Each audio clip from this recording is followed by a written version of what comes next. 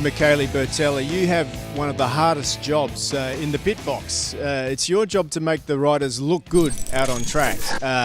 With the wheelie control, traction control settings, I'm sure that there's a lot of parameters that you play with. Just give us an idea of what might happen when you come into the box.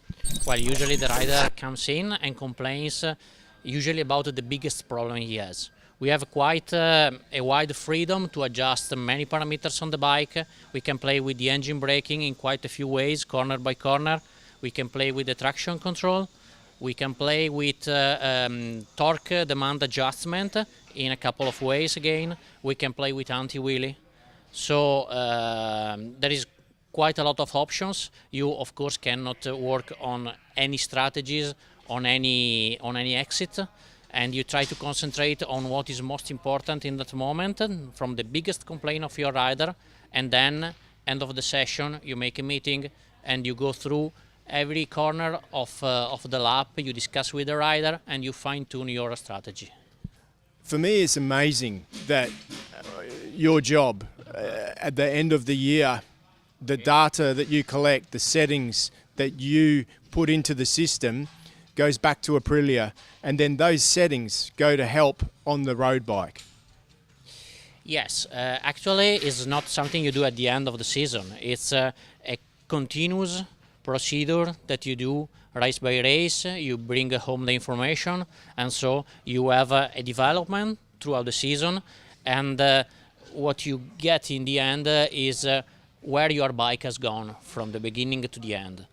The street bike is a little bit different from the racing bike, of course, because you have to make something that can work also on the road, which is not the track. But if you want also your superbike to be performant in the coming season, you need to keep the street bike in the same direction of the racing bike.